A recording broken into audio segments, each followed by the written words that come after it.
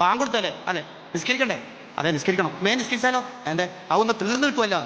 ഇങ്ങനെ വിചാരിച്ചിട്ടല്ല നമ്മൾ നിസ്കരിക്കേണ്ടത്. നമ്മളെന്തിനാ ഇബാദത്ത് ചെയ്യണത്? നമുക്ക് വേണ്ടിയിട്ടാണ്, അള്ളാഹ്ക്ക് വേണ്ടിയിട്ടല്ല. ബാങ്ക് കൊടുക്കാൻ വേണ്ടി നബി സല്ലല്ലാഹു അലൈഹി വസല്ലം തങ്ങൾ ബിലാൽ റളിയല്ലാഹു അൻഹുവിനോട് എന്താ പറയാറെന്നറിയോ?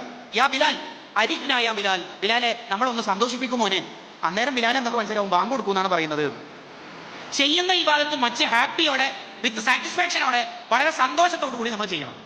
ഒരു കടമ നിർവഹണത്തിന്റെ ഭാഗമായിട്ട് നോമ്പെടുക്കണല്ലേ, റമദാൻ ആവാനായി എന്ന് വിചാരിച്ചിട്ടല്ലേ ഇബാദത്ത് എടുക്കേണ്ടത്. ഇനി ഒരാൾക്ക് സുന്നത്ത് നിസ്കരിക്കാൻ തോന്നുന്നില്ല, അതിനെന്താ പരിഹാരം?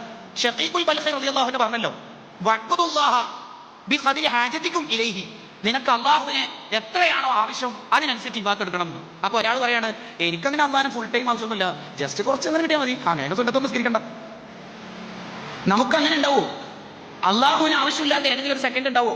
നമ്മുടെ ശരീരത്തിൽ ആയിരക്കണക്കിന് പുഴകളല്ലേ, രക്തപ്പുഴകളല്ലേ, ചെറിയ ചെറിയ ഞരമ്പുകളിലൂടെ, സിരകളിലൂടെ ഒഴുകുന്നത് ആയിരക്കണക്കിന് പുഴകൾ.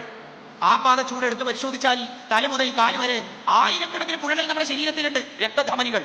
ഇതിൽ ഏതെങ്കിലും ഒരു സിര, ഒരു ഞരമ്പ് ഡാമേജ് ആയാൽ, എന്തെങ്കിലും സംഭവിച്ചാൽ, ബ്ലോക്ക്, സ്ട്രോക്ക്, വല്ല പ്രശ്നം വന്നാൽ ഡയാലിസിസ്, അല്ലേ? അങ്ങനെയൊന്നും സംഭവിക്കാതെ ഉമ്മന്റെ ഗർഭാശയം മുതൽ ഈ കാലം വരെ നമ്മളെ കൺട്രോൾ ചെയ്തുകൊണ്ടിരിക്കുന്ന ആ അള്ളാഹുവിനെ നിനക്ക് എത്രയാണോ ആവശ്യം അതിനനുസരിച്ച് നീ ഇബാദത്ത് എടുക്കണം.